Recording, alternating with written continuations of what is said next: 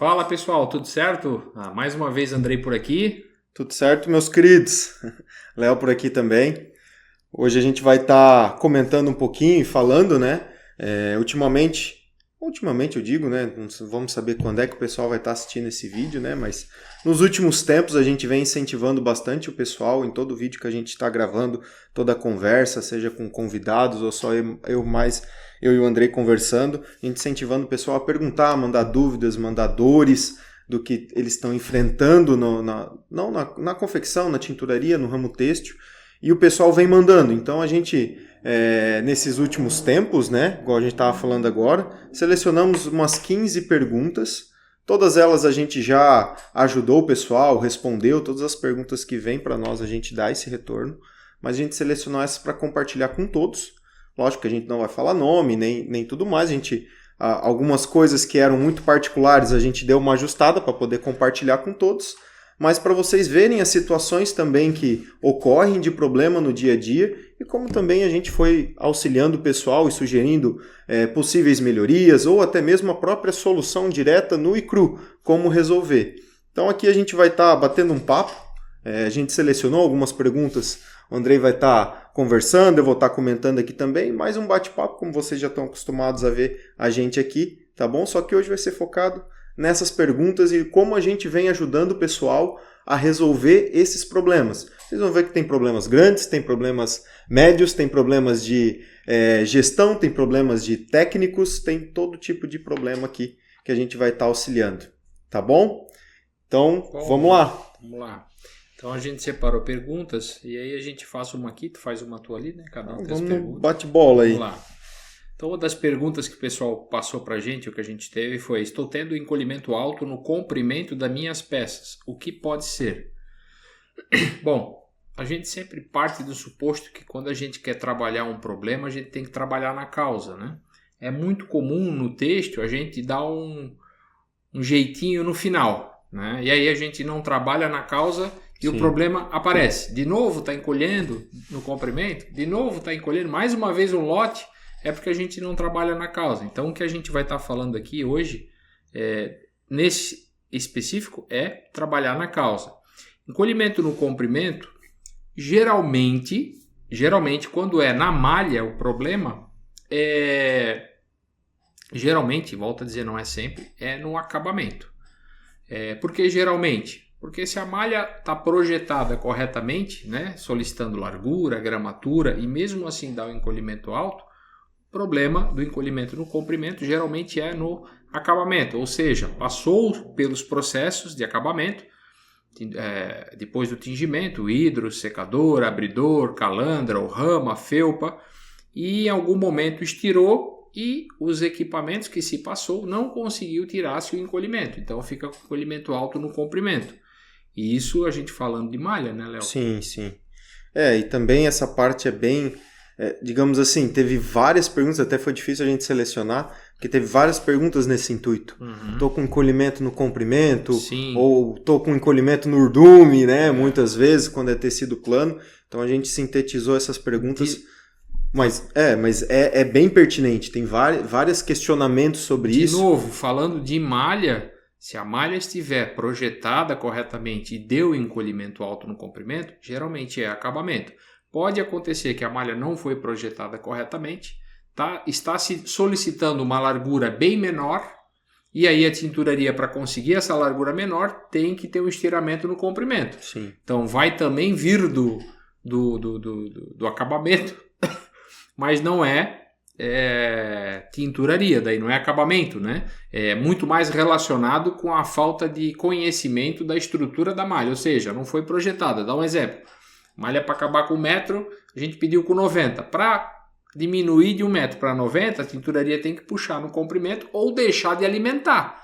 Então é uma situação que pode ocorrer. Até eu diria que 40% é o que ocorre, é isso. Sim. Ocorre muito mais, a malha está projetada e no processo do acabamento, o pessoal não tem controle, falta de conhecimento, estiramento alto de máquina, enfim, pode ser várias situações, mas que geralmente no comprimento a gente desconfia que é do acabamento. Já quando é na largura, aí não tem discussão. Se o encolhimento está alto na largura é porque nós estamos pedindo para largura errada, ou seja, é estrutura, é a projeção de malha. Sim. Né? Eu me recordo bem que algumas das vezes que o pessoal perguntou isso, eles iam falando, tá, mas eu compro pronto. Eu compro minha malha pronta, o encolhimento está no comprimento e eu ligo lá para devolver, eu ligo para fazer alguma coisa e sempre me falam que é característica da malha. Uhum. Não, isso é uma característica da malha encolher. Sim. Então, teve casos também que a produção é interna, é verticalizada, então a gente consegue auxiliar nessas partes técnicas, mas também tem essa discussão, né? Sim. Eu compro pronta e o meu fornecedor está dizendo que isso é característica, que a malha varia. Sim. Isso é dela. É uma característica dela. Hora vai estar bom, hora vai dar ruim. É característica da malha encolher. O tecido encolhe menos, a malha até encolhe mais. Mas o encolhimento ele tem que ser até um limite. Né? A gente até tem uma pergunta aqui que fala qual é o padrão, né, de mais encolhimento. Sim. A gente vai estar falando sobre isso. Mas ele tem um limite. Só porque a característica da malha é encolher, não quer dizer que vai poder encolher. Isso é característica da malha. O cara compra a peça, encolhe 20%, fica um quadrado, parece um umbigo. Não, mas isso é característica. Quem compra a peça não compra nunca mais dessa marca. Não tem como saber, né? Ninguém é especialista. Então, eu foquei e falei muito na malha, mas aí eu quero saber de ti, que é muito mais especialista que eu, na confecção. O que pode ser na confecção uma peça com encolhimento alto? Encolhimento alto também, a continuidade, né? Baseando pelo exemplo que a gente tem, que a malha está projetada, está tudo certo com a malha. Eu também posso estirar, porque todo e qualquer processo na confecção é manual. Mas eu tenho máquina, eu tenho que fazer isso. Mas repare, quem coloca na máquina e quem tira da máquina é uma pessoa. Né? Ainda é uma pessoa. Vamos ver, daqui a algumas décadas, vai que esse vídeo aqui já está daqui a não sei quantos anos aí na frente, já são robôs que estão escutando a gente. Mas ainda são pessoas que fazem isso. Ou seja, infesto, eu posso estirar o infesto? Posso. Regulagem de infesto, eu posso estirar o infesto, inclusive, fiz tudo perfeito, não teve tensão, tudo certo, mas daí eu vou puxar o infesto para levar para o local onde vai ser o corte manual, ou até mesmo se é um corte automático, aí o cara pega, puxa, fica sempre aquela marca dos dedos na ponta do infesto. Quando puxa dois de cada lado, porque está muito pesado, né? Aí o cara sobe em cima da mesa, já vimos esses casos, o cara subir em cima da mesa, se agachar, segurar com as garras ali, né, e puxar com toda a força possível. Então, quanto mais sensível a malha é, digamos, gramaturas mais leves, né, mais suscetível a estiramento. Uhum. Então, no corte eu posso causar estiramento. Na estamparia localizada, seja ela manual, seja ela em carrossel, também. Quem é que coloca e puxa do berço? Que é a parte. Tirar, puxar. Tudo. Né? Independente se é carrossel ou manual, o que a gente passa no berço? Cola. Toda vez que eu passo cola e coloco a malha ali, ela grudou. Quando eu vou tirar, se eu puxar de forma diferente, eu vou estirar aquela parte estampada. Agora eu vou falar para ti, mas a característica quando tu puxa e esticar, tu falou que é da malha encolher, né? É característica puxar e esticar lá no berço. Que é o que a gente escuta da estamparia. Mas aí regula cola, né? E aí tem todo um... Regula cola, jeito, tem jeito, tem jeito de puxar do berço. Uhum. Só que também não pode ser de qualquer forma. E na costura também. Na costura, principalmente em artigos que são maiores, ou uma calça, ou um vestido, porque a máquina também tensiona. Ela também causa tensionamento. É um motor fazendo pressão ali. Mas eu tenho controle, eu ajustei o ponto. Tá tudo certo, aí tá o momento perfeito, mas ainda assim pode causar estiramento. Então a gente vê muito pessoal em calça, principalmente, mas deu assimetria. Chegou no final, a frente ficou maior do que as costas, mas o molde estava certo, eu conferi antes de costurar. Eu conferi a máquina, mas às vezes formas diferentes, às vezes eu tenho que mudar a velocidade da máquina, tenho que mudar pezinho, enfim. Na passadoria também. Se eu ir lá passar um ferro na peça, posso passar um ferro tô com raiva naquele dia, né? Porque o ferro também é manual. Seja aquelas mesas vaporizadoras com luvinha bonitinho. Se eu tô brabo, tô pé da vida aquele dia, eu vou passar ferro, eu vou causar. Lógico, falando de um moletom pesado, aqueles artigos de gramatura alta, tu tem que ser muito mais, fazer muito mais força, executar mais força para tensionar. Mas muitas vezes o que a gente mais vê no mercado? Artigos mais leves. A gente está num país que é tropical. Temos as épocas de frios, que artigos mais pesados, mas em grande parte são artigos mais leves. Que a própria nome já diz malha, né? Ela é maleável, então tem que saber trabalhar com ela. Beleza. Bom, então respondendo a pergunta aqui, comprimento alto.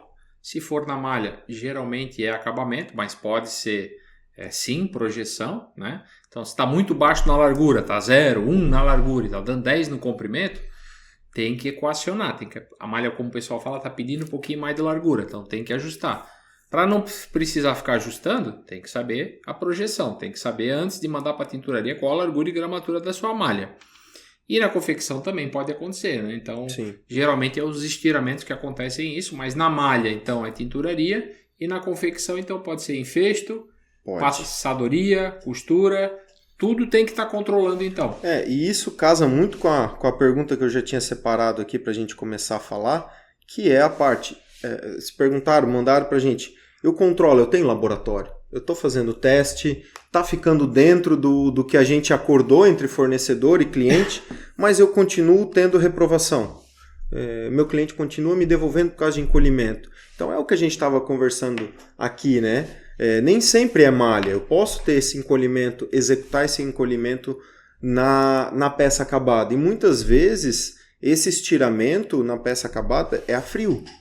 Quando a gente fala tinturaria, malha, isso pode acontecer em alta temperatura, que isso só vai aparecer depois que a gente lava a peça. Sim. Mas na confecção eu vou lá e estiro a frio ou com ferro, que para malha ainda é frio, né? Uhum. Estico no ferro, ela vai encolher, vai aparecer para o meu cliente final como encolhimento. Uhum. Aí foi, bate-bola, conversando, ajudando esse cliente a resolver esse problema. Ele falava, tá, mas o meu cliente não está dizendo...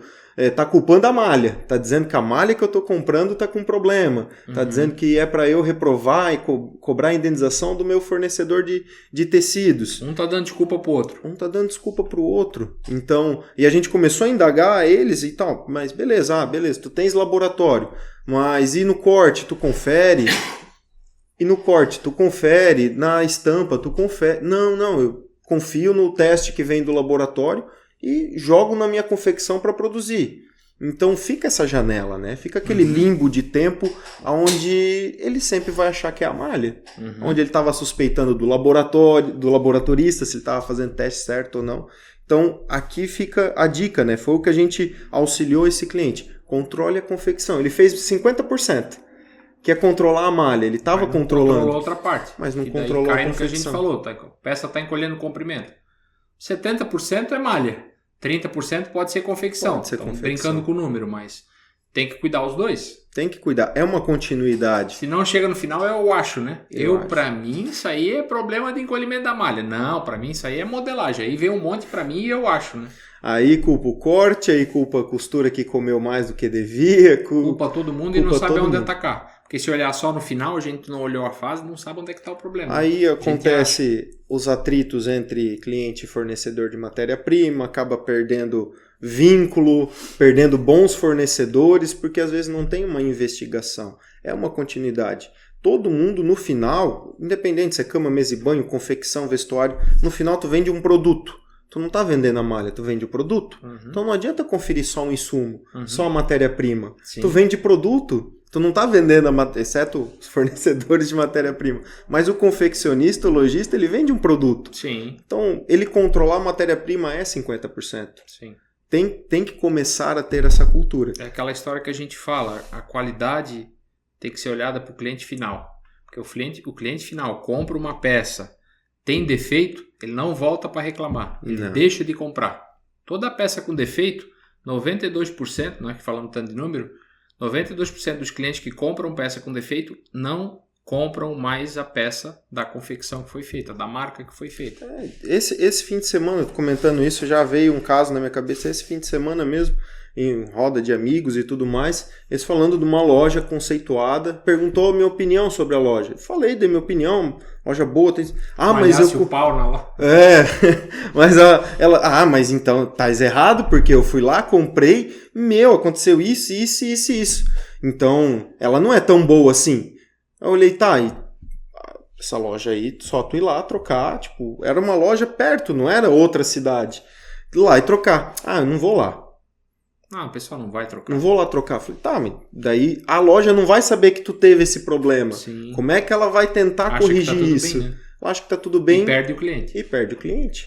Então isso é um grande problema. Eu sei que às vezes em algumas cidades tu foi em outra cidade, se deslocou de carro, horas para ir fazer uma compra grande, a gente sabe que tem isso. Mas grande parte das vezes a loja é perto, é 5 minutos, 10 minutos, 15 minutos de distância. Ah, mas tem que trocar de roupa, pegar o carro, estacionar.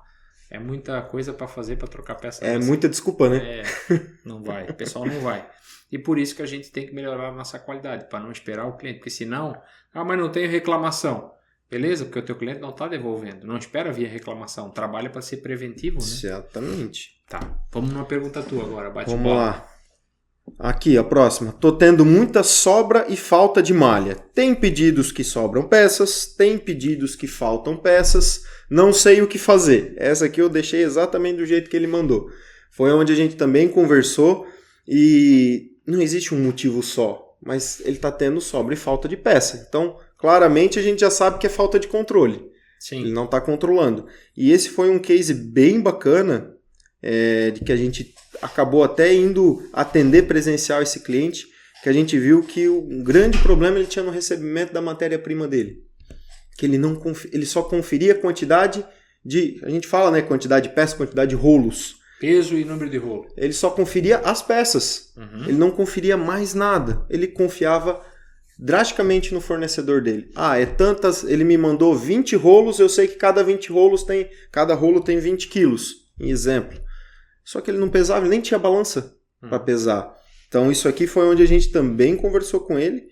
E a primeira etapa foi ele controlar o recebimento da matéria-prima dele. Uhum. Por gramatura, por encolhimento. Que é o básico e o principal. E é impressionante porque aqui é onde a gente está, né, no nosso raio, a gente atende o Brasil todo, mas no nosso raio aqui em Santa Catarina, vale, né? É algo comum o pessoal já ter essa cultura de conferência, principalmente de gramatura. A gente sabe que existe uma variação, mas o pessoal já tem essa cultura.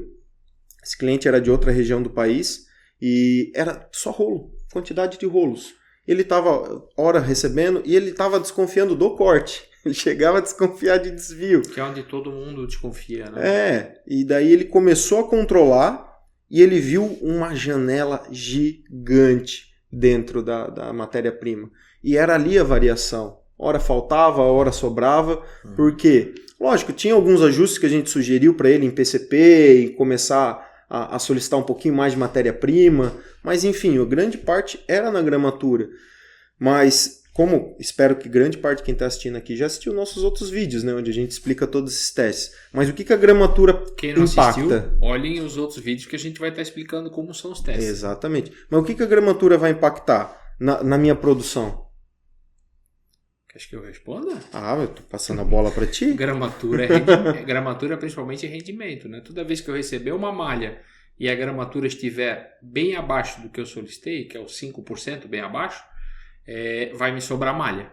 Então, malha leve, que geralmente tem encolhimento alto, né? Ou não, daí depende se projetou ou não, mas fiz um trabalho de PPCP para 150 gramas por metro quadrado, malha veio com 130, vai sobrar malha no estoque. Malha veio com 170, vai faltar malha para entregar o pedido. Então, isso é um princípio básico, né? Sim. E lembrando que nessa pergunta, essa pessoa, esse confeccionista, ele tanto comprava no mercado nacional quanto no mercado externo. Uhum. Ele comprava às vezes de importadoras aqui do Brasil, mas que o produto vem de fora, ou às vezes até fazia um processo de importação direto. Uhum. E também não conferia. Uhum. Então imagina se dentro do mercado nacional já deve ser complicado tu trabalhar com uma reposição, com uma devolução, imagina se tu não tem esse controle trabalhando com o mercado internacional. Tá na sorte, né? Tá na sorte.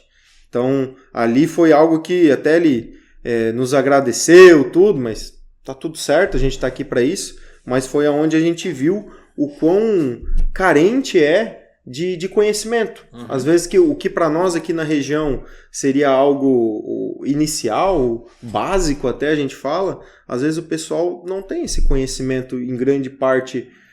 Às vezes até, inclusive, eu lembrei de uma outra pergunta que é bem parecida com essa, da região de Santa Catarina mesmo. O cara começou a produzir a própria marca, antes comprava pronta e colocava só a sua marquinha para vender em sites e tudo mais. E ele começou e ele não fazia essa conferência. Ele começou na sorte. Só foi na loja, escolheu as cores, comprou e começou a costurar, começou a produzir, viu que isso começava a faltar, começava a sobrar. E ele falava assim, cara, eu não coloquei isso no meu custo. Eu não estava considerando que existia essa variação dentro de uma produção, porque até então ele comprava o produto. Ele ia lá, eu quero 100 camisetas, eu quero assim, assim, assim, comprava de uma confecção.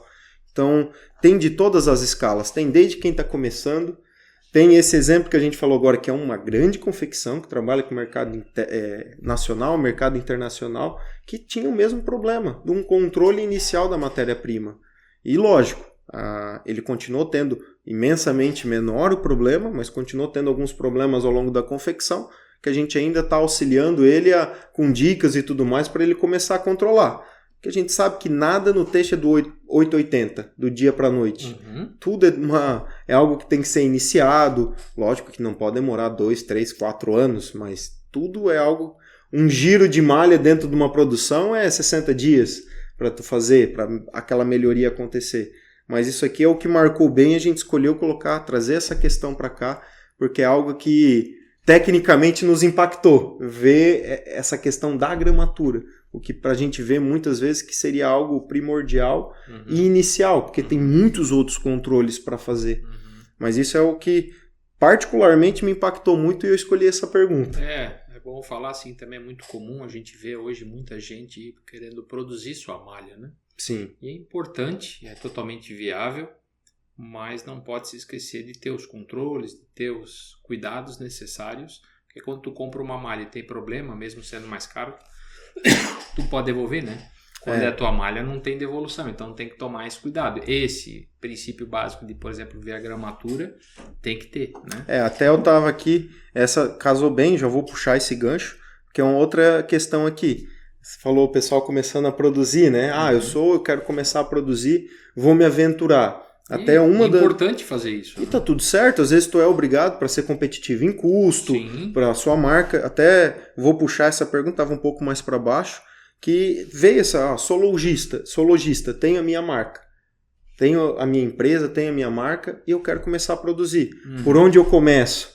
Então é bacana para você que tem esse desejo, tem a sua marca, está bem colocada, está crescendo, tem a sua estratégia, mas antes de se aventurar numa produção de matéria-prima, procure um auxílio, procure uma mentoria de alguém técnico. Por quê? É o que a gente está batendo papo aqui. Existem muitas variáveis no têxtil, muitas situações que podem impactar, que se não for bem instruído essa produção inicial, pode ser uma surpresa boa, que der sorte. Eu tô indo, tá dando tudo certo, vou ficar ali um tempo fazendo certo e do nada começa a dar errado. Aí a gente se assusta, mas precisa tudo isso constar no custo. Eu preciso prever essas variações para poder tomar uma decisão se eu vou começar a produzir minha própria malha. Isso é uma coisa que eu achei bacana, a gente até parabenizou a pessoa que nos procurou aqui, porque ela está pesquisando, ela está buscando entender, se especializar, saber como é antes de começar a se aventurar. Perfeito. E do tempo de experiência, no teu tempo de experiência, a gente já viu vários casos do pessoal começar e acabar se arrependendo, ficando com prejuízo de toneladas de malha em casa, ou toneladas de fio. Eu sempre falo, é totalmente viável e é importante, e pessoal que, dependendo do volume, claro, né? Porque assim, vou produzir minha malha. Tem que ver se é interessante, porque muitas vezes não carrega nenhuma máquina, existem cotas de tingimento, cotas de tear, isso tudo é importante, mas quem consegue fazer a produção, faça, mas tenha um acompanhamento técnico. Essa parte de... Eu já estou com tosse. Essa parte de barcas que a gente chama, né, mínimos, vamos dizer assim, produtivos pelo setor, é algo muito relevante. Porque às vezes, eu tenho, exemplo mais básico de todos, uma camiseta de meia malha. Ao todo no mês, se eu fizer um rendimento, eu estou comprando pronta 1 tonelada de malha. Vou exagerar, até 2 toneladas de malha. Se eu olhar em malha, é um volume considerado. Só que daí eu vou olhar na minha marca, eu tenho 12 cores. Eu consumo 1 tonelada, 2 toneladas. Dá 100 e poucos quilos por 100 e poucos quilos. Ainda é um volume bacana. Só que daí eu tenho que ver se o meu fornecedor de tingimento vai aceitar ou vai conseguir fazer o prazo, tudo isso. O prazo. Né? Muitas vezes o fornecedor a gente encaixa ou não, mas ele faz essa quantidade para mim. Só que daí eu não sou interessante na fila dele. Uhum. Porque normalmente em tinturaria, as barcas pequenas são as que mais têm fila longa. Uhum. E eu não considero no meu planejamento essa fila. Eu tô achando que vai vir nos meus 15 dias. Tô achando que vai vir no prazo normal. Eu começo a me assustar, que é 20, 25. Uhum. Por quê? Porque eu vou ficando para baixo da fila. Uhum. Porque em volume, dentro de uma tinturaria que faz 800 mil quilos, que faz 1 milhão de quilos, os meus 120 quilos ali não são tão relevantes. Uhum. Então, não só custo, que é extremamente importante, a gente botar na ponta do lápis preço do fio, preço de serviço e tudo mais, é também pensar nos prazos, é também ter esse encontro. Aí a palavra que tu usa muito, né? A viabilidade, né? Ver a viabilidade disso, né? Importante. Mas vamos lá, vamos para um outro, senão a gente engrena numa pergunta aqui. Uma outra pergunta que o pessoal fez aqui, que perguntam muito isso pra gente. Qual é o padrão de encolhimento no Brasil? Tem norma? Bom, importante a gente falar que existe sim norma para se fazer o teste de encolhimento. Então existe essa norma que é a 10320. 10320, a mais usual hoje no Brasil, NBR 10320, que ensina como se procede o teste. Pega a malha, climatização, teste, que sabão usa, qual máquina se usa, qual tipo de secagem, como se faz, tudo isso, e a norma fala. Mas geralmente as normas não falam padrão. É difícil você ter uma norma padronizando, ó, vai até aqui, até aqui. Tá, André, mas então tu tá falando que não tem uma norma com padrão de encolhimento? Não tem. Sim, mas e como é que a gente vai criar um padrão? Esse padrão já foi construído e vem sendo construído ao longo dos anos, das décadas, né? Hoje, quem mais trabalha em cima disso são os magazines, né? Quem puxa a fila, Brasil, né? Que puxa essa fila, justo, Eles é que trabalham mais em cima disso. Nós temos aí, o pessoal vai falar, mas aí encolhimento depende da fibra, do fio, do tecido. Sim, mas o cliente que compra, ele não compra no depende. Ele não sabe, o pessoal fala, moletom encolhe muito mesmo, mas quem compra um moletom não vai comprar um moletom bem grande, né? Não é todo mundo que tem conhecimento técnico ou experiência que vai encolher muito, então isso tem que ter um controle. E aí, o pessoal fala, mas depende da malha, e depende se é tecido, se é malha. O tecido, de maneira geral, encolhe menos, a malha encolhe mais, mas existe um padrão para isso, sim, definido pelo mercado, não por norma. Se você procurar uma norma, não vai ter. Você vai encontrar norma que fala como fazer o teste, de novo. Então, o mercado hoje, meio que ele eu vou usar esse termo, talvez não seja correto, mas regularizado ou parametrizado pelos magazines. Hoje eles trabalham em média com fibras naturais e sintéticas, 5%, até 5% no varal, que isso corresponde a até 8% no tumbler. Se for fazer uma equivalência, né, dá uma diferença ali de 40% de um para o outro, de cima para baixo dá 60%, né? Sim. Mas então se no tumbler vai dar, se eu vou fazer um teste, dá 8, no varal vai dar 5, ele encolhe menos. Então vamos fazer tudo varal. Importante falar que o varal pode ainda continuar encolhendo e deve continuar encolhendo até chegar no tumbler. Provavelmente isso vai ser equalizado, né? É o que a gente sempre fala, né? Quem nunca teve uma camiseta, quem lava e seca em varal, quem nunca teve uma camiseta que parece que cada vez que eu lavo encolhe mais. Sim. Até a gente acha que engordou, né? Sim. Engordou um pouco mais, mas sempre se você for técnico e você fizer os testes, você vai entender que a média de 4, 5 até 6 lavações no varal vai ficar igual ao tumbler. Sim. Então é o que a gente fala, o tumbler ele traz a verdade. Às vezes ela dói, às vezes ela é difícil de aceitar. Ele traz a realidade, né? Então a CST sempre indica fazer os testes no tumbler. Mas o mercado ainda trabalha no varal para se salvaguardar e fala da dona de casa e tá tudo certo, a gente respeita isso.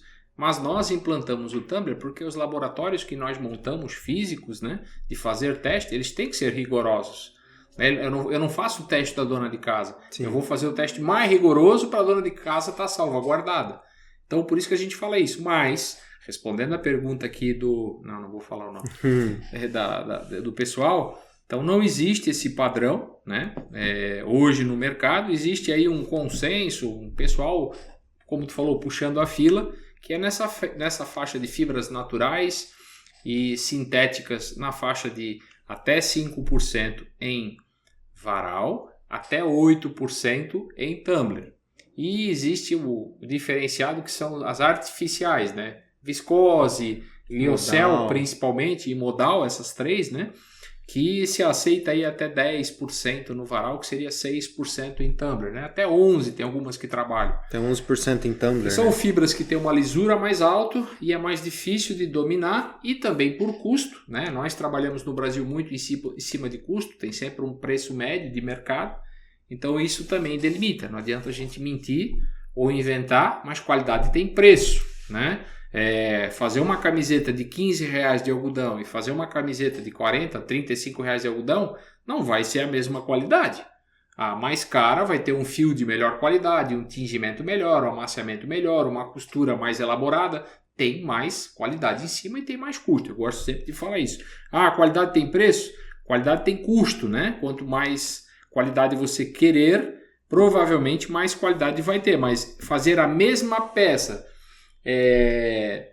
com ou sem qualidade, né? Se você procurar e controlar, aí não tem custo para isso, né? Se você fazer a peça, vou brincar lá, eu falei de 15, mas que seja de R$20 uma camiseta, com e sem qualidade você vai ter o mesmo custo de 20, mas pode ter uma com encolhimento alto e uma sem encolhimento, uma migrando e outra não migrando, aí você tem que controlar.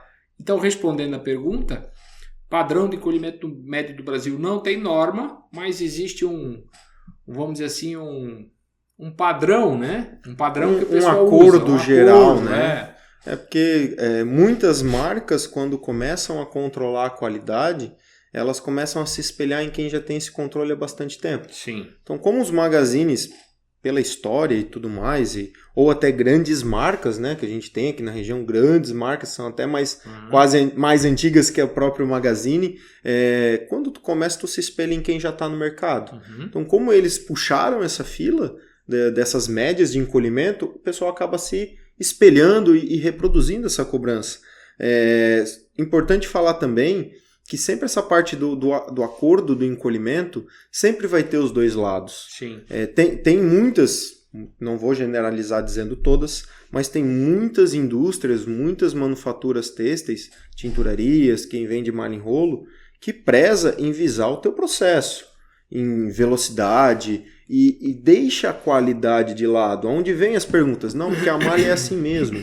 Porque ela encolhe assim mesmo. Porque é assim, não tem como melhorar. E é o que tu estavas comentando do custo. Porque a gente faz esse trabalho em alguns clientes também que a gente atende e a gente consegue mostrar que aquilo é possível fazer. Só que lógico que às vezes para aquela malha poder dar certo, ela precisa ser feita de forma diferente. Ela precisa ter uma velocidade diferenciada no equipamento. Depois vou deixar porque eu sei que tu gosta da brincadeirinha do suco, né? Não dá para deixar a mesma regulagem para fazer todas as malhas. E com conhecimento você vai ter maior chance de manter um padrão de qualidade alto com custos menores. Mas precisa ter conhecimento, precisa ter experiência. E vem o desafio. Sim. Por quê?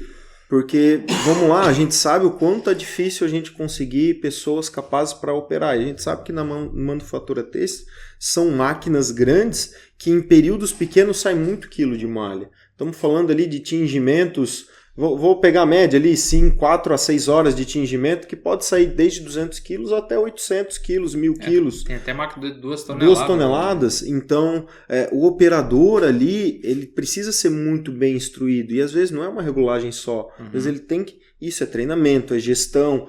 A gente vai aqui até 3 dias falando sobre isso, mas esses desafios é o que às vezes a indústria, a manufatura ali, ela não quer enfrentar. Ela quer empurrar para debaixo do pano, usando os argumentos. Não, porque é assim mesmo, porque não tem o que fazer. E sim, muitas vezes tem. Não dá para dizer 100%. Tem coisas que são impossíveis, ultrapassam um certo limite técnico, mas grande parte das situações tem como resolver montando um processo melhor. Só que, lógico, não tem como usar a utopia dizendo que vai dar o mesmo preço.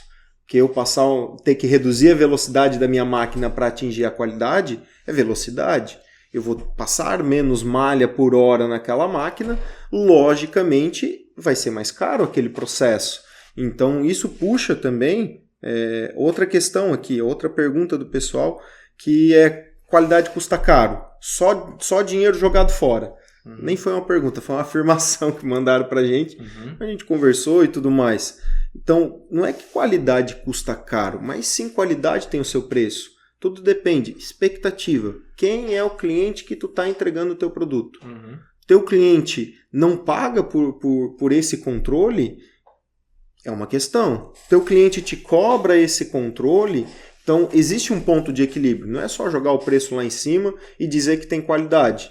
Também não é só fazer barato e usar como muleta, dizendo, eu cobro barato, então eu não posso ter qualidade. Existe um ponto de equilíbrio, mas sim, seria ignorância da nossa parte dizer que não existe um custo por trás. Tu vai ter que ter um setor, tu vai ter que ter um laboratório, tu vai ter que ter uma equipe de qualidade, tu vai ter que ter controles. Então, tudo isso hoje em dia a gente sabe, cada pessoa que a gente bota é um custo. Mas é custo-benefício, né? Que a gente falou agora, por exemplo. Se eu não tiver controle, pode ser que me falte malha. Quanto custa isso? Perfeito. Não é só a malha que faltou, é o cliente que não vai receber o meu pedido. Tudo isso tem custo que às vezes não mensura, né? Ou até eu não mensuro a quantidade de peças que eu deixo de faturar. Pois é. Eu deixo sabe aquela famosa segunda? Que a gente tem que vender a custo menor, a quilo às vezes, para se desfazer daquele produto. Até prejudica às vezes a nossa marca, porque eu vou vender depois essas peças de segunda, elas vão para o mercado igual. Sim. Aí a pessoa vai ver numa loja custando um preço, aí vai nas lojinhas, nos 10 da vida, e vê que há peças similares, ou até a mesma peça lá, por custos imensamente menores. Sim. Então tudo isso, perfeito. O pessoal não coloca isso na ponta do lápis. Tipo, não é só o custo da qualidade. O quanto eu ter isso, eu vou ter de retorno. E ao contrário que existia antigamente, que a gente falava, a qualidade não é mensurável, a qualidade não é palpável, não tem como fazer, a gente usa o payback, né? Não tem como fazer um cálculo de retorno da qualidade. Galera, hoje em dia dá. Hoje em dia dá para mensurar. A gente fez isso com empresas que passou dos 6 dígitos, né? Anuais ali. De economia, tendo o setor de qualidade atuante e executando os controles devidos. O custo-benefício, né, Léo? A gente fala o cara ali, a pessoa, né? Eu falo o cara, a maneira de dizer, mas a pessoa que falou, qualidade tem custo? Tem. Mas e qual é o custo-benefício? Agora eu vou perguntar então, qualidade não tem preço, tá? E qual é o custo então de uma devolução de um pedido? De perder um cliente? Da incomodação do teu gerente, do teu supervisor, da tua equipe de refazer? Qual é o custo disso, né? Estamos falando de 3 situações, né? Mas qual é o custo de perda de malha porque está tudo com problema? O texto ele não é perfeito, não vai dar tudo certo, mas se eu não controlar, se eu não tiver um padrão de qualidade, não tiver um controle de qualidade, que são 2 coisas distintas, padrão e controle, eu tenho que ter o padrão para daí poder controlar, vai custar muito mais caro, né? Então, e é claro, eu ouço as pessoas falar assim, mas quando você compra um produto têxtil, vou comprar um tingimento, o pessoal não vende um tingimento com qualidade ou sem qualidade. Mas se você não controlar, ele pode te entregar sem qualidade, né? É aquela velha pergunta que a gente faz. E muitas vezes essa pergunta se replica em todo o setor. Sempre que tem um problema na tua empresa, sempre. Eu vou dar um exemplo que vai ficar bem característico. Tens um problema na tua produção, seja confecção, seja fiação, tecelagem, tinturaria, qualquer setor do texto tem um problema. Qual é a primeira pergunta que quando tu vai levar o problema para frente, qual é a primeira pergunta que o teu encarregado, ou teu chefe, ou teu gerente, ou teu líder faz? De quem que é essa peça? Para quem que vai? Para que marca vai? Porque quem é marca própria tem a marca de primeira linha, a marca de segunda linha. Para quem que vai? Quem que vai receber esse produto? Entende? Já pergunta o outro lado, para quê? Para saber se a pessoa controla, se a pessoa não controla. Se dá para empurrar ou não. Se dá para empurrar ou não. Vamos dar um exemplo de prestação de serviço, né? Isso vai para tinturaria, vai para tecelagem, vai para o fio, vai para tudo. Exato. Eu estou lá na tinturaria, ou eu estou na confecção, não vamos pegar um setor, mas qualquer setor, vamos, tinturaria. Deu um problema, a malha está com gramatura baixa, ou a malha está fora de cor. Primeira pergunta, para quem que vai? Vai para o Léo. Mas o Léo nunca devolveu nada. Ele nunca nem reclamou. Ele nunca nem pisou o pé aqui dentro da tinturaria. Então pode mandar. Toca o pau. Toca o pau. Ah, mas vai pro Andrei. Não, pelo amor de Deus, isso aqui é a malha que vai pro Andrei. Volta, pode voltar. Pode voltar. Reprocessa, arruma. Ou não, chama ele, liga para ele e vamos tentar negociar com ele. Entende que as tratativas são diferentes? É que qualidade gera respeito, né? Gera respeito. É isso aí. Importante. É bom saber isso. Bom, agora vou fazer uma pergunta minha. Vai lá. Tá. Aqui o pessoal perguntou. Teste de encolhimento. O ideal é fazer em peça, né? Ou na malha? Bom, são coisas distintas, né? Na verdade tem que fazer nos dois, né? Na malha você vai ver como está o encolhimento da malha. Então tem gente que recebe a malha, e a gente respeita toda a forma de ser e de se fazer. Recebe a malha, faz uma camiseta no laboratório, faz o teste e vê como é que tá. Tudo certo. Ele vai ver o teste de encolhimento na malha e se houve algum estiramento naquele interferências, processo. Né? Mas o processo do laboratório não nem chega perto do processo da confecção. Então nós sugerimos qual é o ideal. Os dois. Recebe a malha, faz os testes para garantir que a malha está correta. A malha está correta, aí eu vou para o meu processo de confecção. O que a gente sempre fala, confere todas as fases. E no final, pega uma peça da produção e testa no laboratório para verificar se está tudo certo novamente. A gente falou isso na primeira pergunta. Encolhimento no comprimento. Pode ser da malha. Fiz o teste, não é da malha? Mesmo assim deu. Então é na confecção. E aí se eu fizer por fase, eu vou saber onde é que está o problema. Mas o ideal é os dois. Nós não estamos menosprezando nenhum nem outro, mas são coisas diferentes para a gente, na nossa linha de visão, né? É que pode acontecer da gente acabar sendo injusto.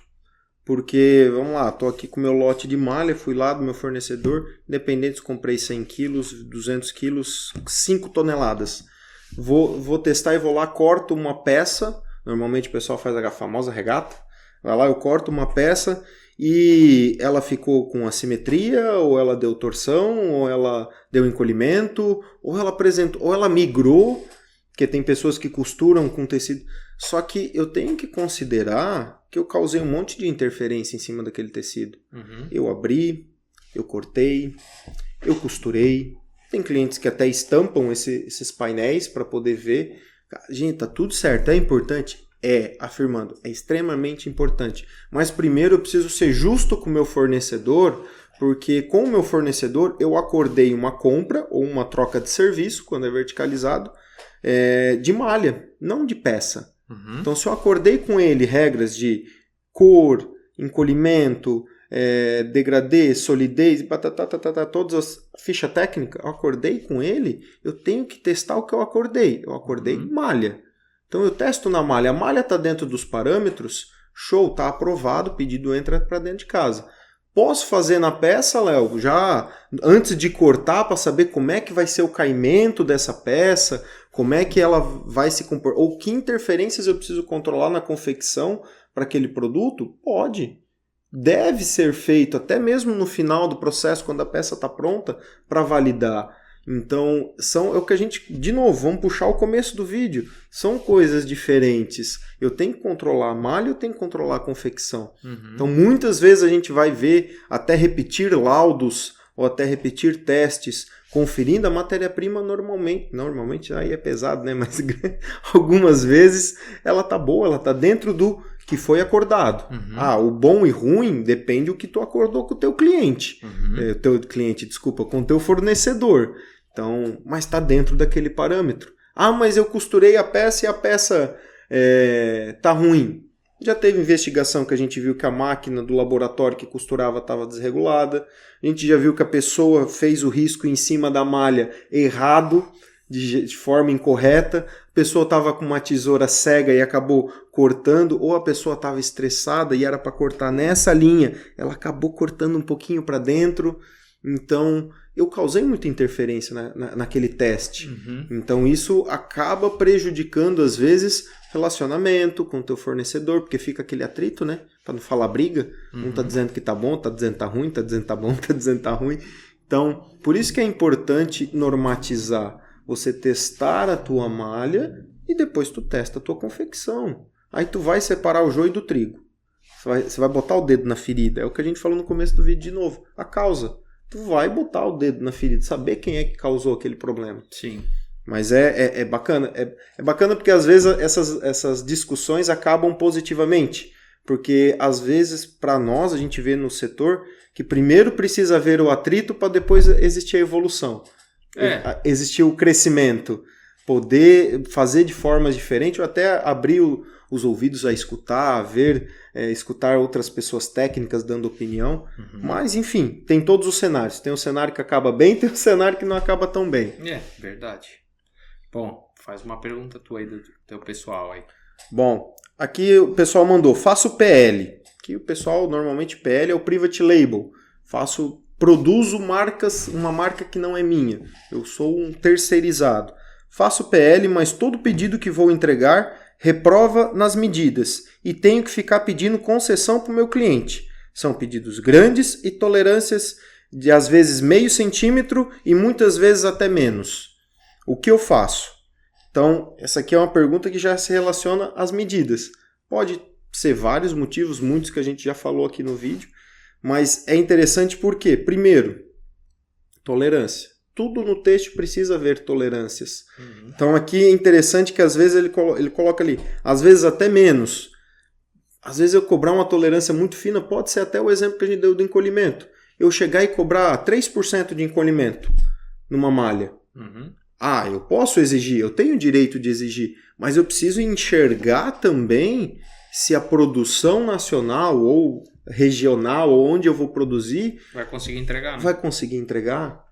Então, a parte de medidas é outra parte gostosa que a gente gosta de falar bastante, explicar tecnicamente essas diferenças, porque eu não posso, a nossa concepção, eu não consigo ter uma tolerância de meio centímetro para cobrança, para larga escala, porque PL, pelo exemplo dele a gente conversou, são pedidos grandes, os menores pedidos que ele tinha lá era 1.500 peças, então são pedidos grandes, onde tu vai fazer em escala de produção. Então a gente acabou percebendo ali que todos os pedidos dele estavam reprovando por essas medidas de tolerância muito apertada, porque ele não consegue entregar essa reprodutibilidade. Então, às vezes eu consigo cobrar isso numa alfaiataria, em peças exclusivas, onde eu vou fazer 5, 10 exemplares daquele modelo. 50, alto valor agregado em cima, onde eu posso descartar uma peça e costurar ela novamente, ou até cortar e produzir de novo, porque um negócio tem que ser perfeito. Mas normalmente PL eu faço larga produção. Muitas vezes eu tenho que fazer mais de uma mesa de infesto, às vezes eu preciso ter mais um lote de malha, eu preciso ter mais de uma facção de costura produzindo, mais de uma estamparia ou não, mas é larga escala. Então a parte de medidas... geralmente isso, né? Geralmente. Às vezes é até raro a gente ver quando faz num lugar só, por contas, enfim, de produção. Mas como que a gente ajudou esse cliente, né? Como é que a gente ajudou essa pessoa que nos procurou? Primeiro, ela não tinha número, era sentimento. Todo o meu pedido está reprovando. Foi onde ele falou, mas todo 100%? A empresa não ia estar aberta ainda, né? Todo. Então, primeiro de tudo, ensinar ele a como fazer uma inspeção de qualidade dimensional. Ele não tinha. Ele mandava e seguia o baile. E se o cliente, ele ia descobrir se a peça estava dentro das medidas ou não pelo cliente dele. Ele só mandava o pedido. Então, onde a gente ajudou ele a criar essa estrutura. O que a gente falou, controlar a confecção, focado no dimensional. Então, onde ele começou a medir as peças após costura, ele foi evoluindo, crescendo, ao ponto que ele já iniciou testes, até ele mandou mensagem recentemente, ele já iniciou testes em conferir na saída do corte. Onde ele está medindo os painéis para saber se aquele produto já está sendo cortado dentro do que a modelagem projetou para que aquilo aconteça no final.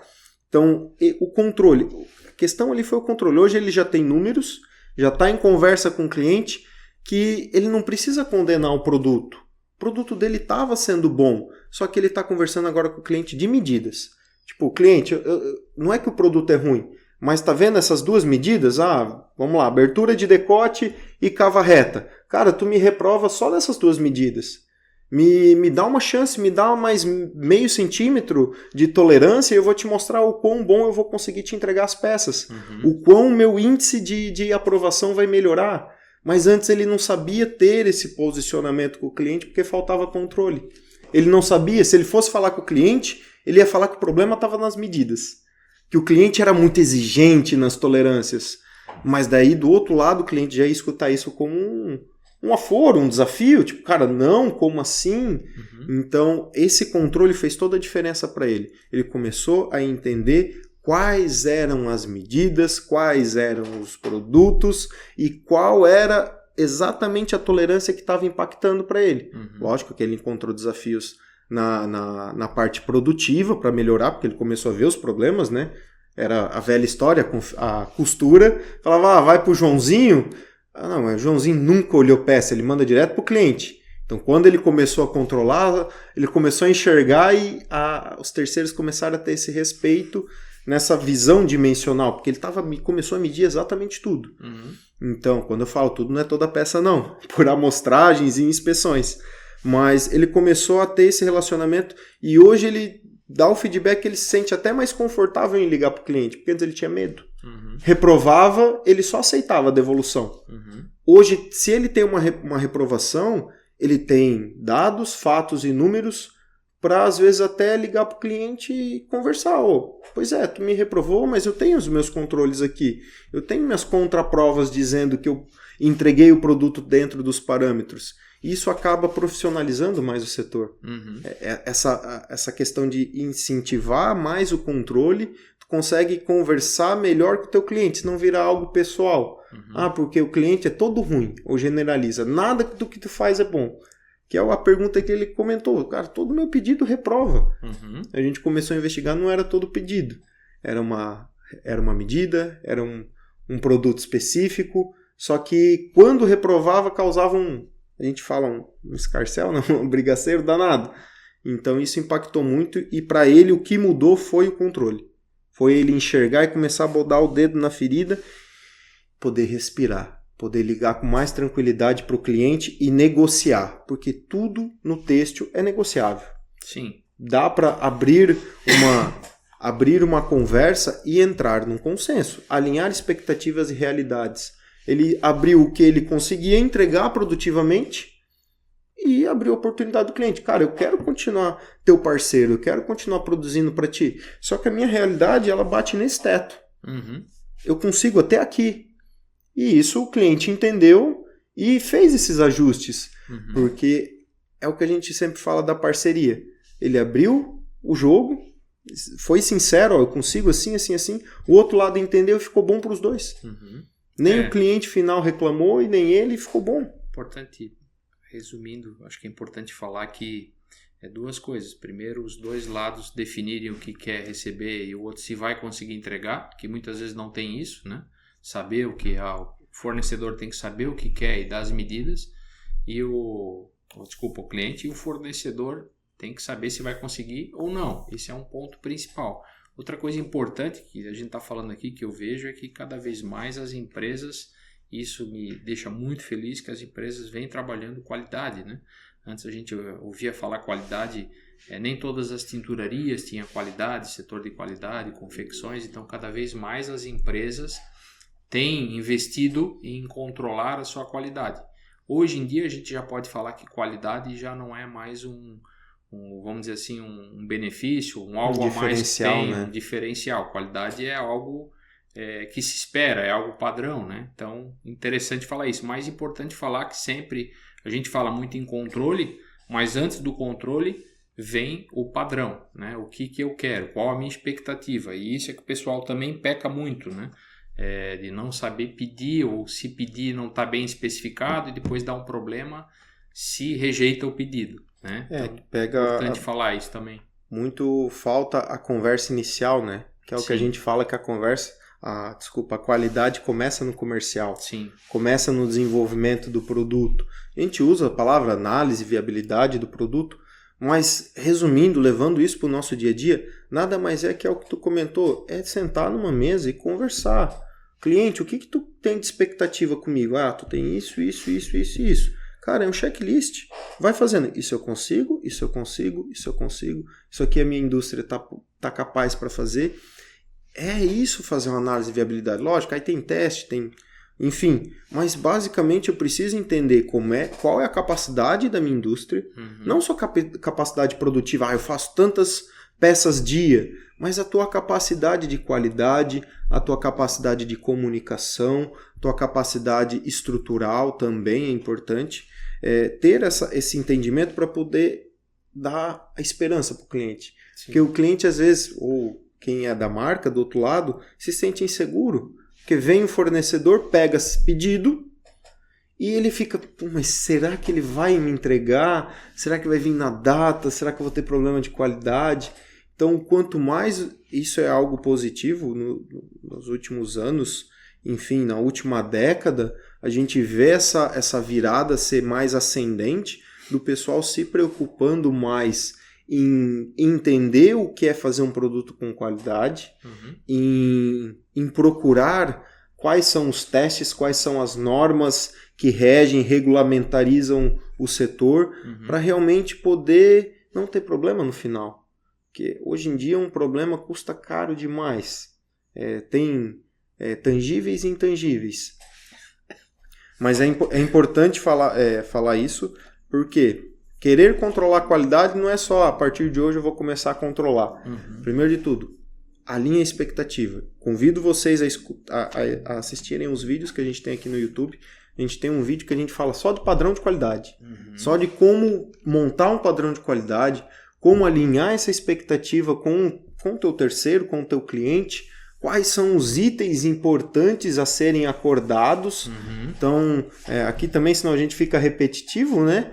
Então, convido vocês a assistir o vídeo. Tá aqui no YouTube, tá na nossa plataforma. Se não procura, tá aqui na tela, tá em todas as plataformas, links que vão direcionar vocês para o YouTube, onde tem um material completo lá para vocês assistirem. Tá? Isso. E aí eu convido vocês para assistir também a segunda parte dessas perguntas, né? Senão a gente vai ficar com um vídeo muito longo. Então a gente vai fazer a segunda parte. Nós separamos, como a gente falou, 15 perguntas, né? Acabamos se estendendo, ainda fiquei com 2, mas tudo bem, eu guardo para a próxima. Tá tudo certo. Na parte 2, a gente vai continuar gravando, mas para esse vídeo não ficar tão longo para vocês, a gente vai continuar respondendo. Então vão ficar outras perguntas para a segunda parte. Convido vocês a participar e mais do que isso, todas essas perguntas aqui, a maioria nos foram feitas pela rede social. Por todas rede? Essas aqui. Todas as redes, a gente está em todas as redes. Então, quando vocês veem um vídeo, querem fazer alguma pergunta, perguntem, que a nossa equipe vai guardar as perguntas e nós vamos estar respondendo. Seja aqui, hoje a gente parou para responder com calma, vamos estar respondendo mais perguntas, que tem bastante. Ou se não, no próprio Instagram, a gente também tem ali um follow-up, né? Tem um retorno de perguntas que o pessoal faz. E aí a gente vai estar respondendo vocês, beleza? Muitas perguntas a gente faz questão de responder no particular, até entrar em contato, pedir o telefone.